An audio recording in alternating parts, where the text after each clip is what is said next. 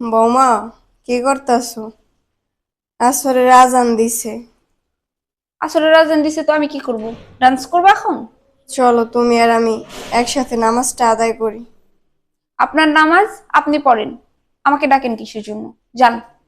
বৌমা, তুমি এমন করে কথা বলতেছো কেন? চলো নামাজটা পড়ি। আমি বলছি না আপনার নামাজ আপনি পড়েন, আপনার ছেলের নামাজ, আপনার নামাজ, সবার নামাজ আপনি একাই পড়েন, ঠিক আছে? আমি নামাজ পড়তে পারবো না, যান। বৌমা, এইসব কথা বলতে হয় না, নামাজ পড়তে হয়। তুমি তো ঘরের বউ।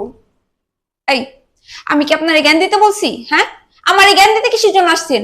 যান, আপনার জ্ঞান আপনার কাছেই রাখেন, আমার জ্ঞান দিতে হইব না। বৌমা, এখানে তুমি সবাই ডাইকা ডাইকা নামাজ পড়তে নিবা, আর এই জায়গায় তোমারে নেওয়া লাগে নামাজ পড়তে ডাইকা ডাইকা। আপনার সমস্যা কি? হ্যাঁ, আপনার সমস্যা কি? আমি কোনো কিছু বুঝলাম না। আমি আপনাকে বলছি না, আপনাকে আমি বলছি না যে আমি নামাজ পড়তে পারবো না। একটু পরে আপনি আসেন, আপনার ছেলে আসে নামাজ পড়তে, নামাজ পড়তে। আমি নামাজ পড়তে পারবো না, কতবার বলবো? আপনার নামাজ, আপনার ছেলের নামাজ আপনারাই পড়েন। এই সংসারে বিয়ে হয়ে আমার জীবনটা পুরো শেষ হয়ে গেছে। কেমন কথা বলো বৌমা? তোমার কি আমি কাজ করতে কই বলো? তোমার তো শুধু নামাজটাই পড়তে কই। ঘরের সমস্ত কাজ তো আমিই করি, তোমার তো কই না বৌমা এইসব কাজ তুমি করো। বৌমা, তুমি মুসলমানের সন্তান, আমিও মুসলমানের সন্তান। মুসলমানের কি নামাজ পড়া উচিত? আমরা তো মুসলমান না?